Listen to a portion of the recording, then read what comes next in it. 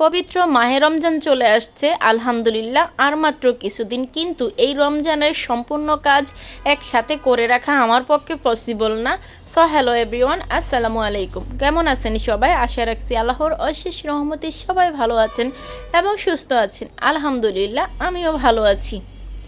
একদম সকালে ঘুম থেকে উঠি আমি আমার ব্যালকনিতে চলে যাই, আর ব্যালকনিতে গিয়ে যখন আমি এই রানীদেরকে দেখি তখন একদম আমার মনটা পুরপুরো হয়ে যায়। মনে হয় কি সারা দিনটাই আমার অনেক বেশি অনেক ভালো কাটবে।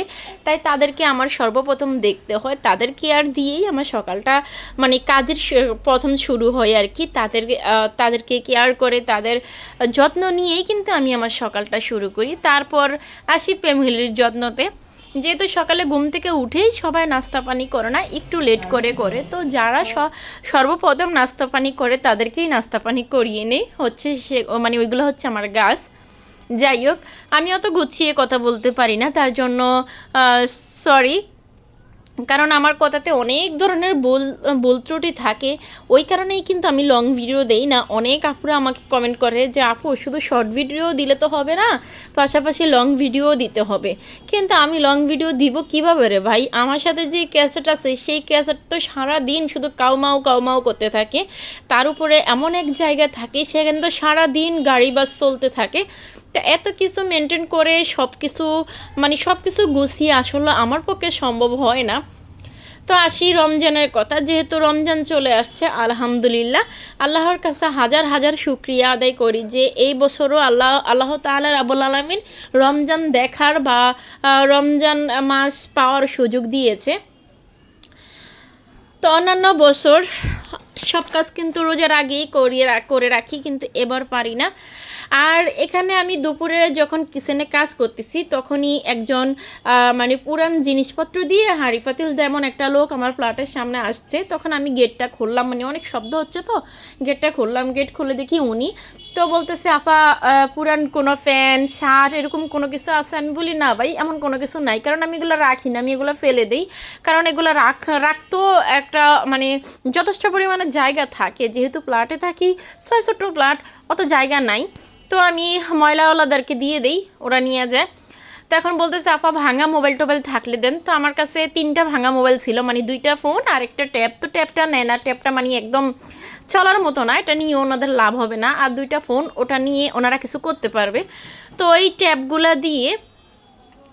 ফোনগুলা দিয়ে আমাকে এতগুলা ফাতিল দিছে, বিশ্বাস করেন আমি একদম পুরো অবাক হয়ে গেছি যে এই দুইটা ফোন চলবেই না, কখনো কোনো কিছু ঠিক করতে পারবো না। হয়তো ভিতর থেকে কিছু বের করবে, ওরা বের করে হয়তো বা কিছু করবে, কিন্তু যে ফাতিলগুলা দিছে ওই ফাতিলগুলা আমি আসলে এই সমস্ত ফাতিল কিনি না, আমি জানি না। আমি সিলভারের ফাতিলে কখনো রান্না করি না, শুধু ভাতটা ছাড়া আমি সিলভারের ফাতিলে কখনোই রান্না করি না, কারণ এগুলাতে রান্না করতে আমার কাছে কমফোর্টেবল মনে হয় না। তো আমি ওই সবসময় ননস্টিকে, তারপর হচ্ছে কি বলে আরেকটা, ওইগুলাতেই রান্না করতে করতে, আর এই সিলভারেতে আমি রান্না করি না।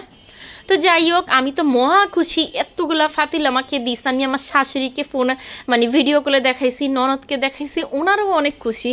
ওনারা বলতেছে কেমনে সম্ভব 2টা নষ্ট ফোন দিয়ে এত কিছু। যাই হোক, তো খুশির ঠেলায় আর কি ওই নতুন কড়াই দিয়েই বিকেলের নাস্তাটা চিকেনটা বানিয়ে নিলাম। এবার হয়ে গেল সন্ধ্যা। আর সন্ধ্যাতে রান্না করতে গিয়ে গ্যাস শেষ, সাথে বাচ্চা আছে, ও অনেক বেশি জ্বালাতন করতেছে। তো ভাবলাম ওকে একটু গাড়িতে বসিয়ে তারপর আমি একটু হাতের কাজগুলো সেরে নিই। কাল রাতে অনেক মশলাপাতি নিয়ে আসছে।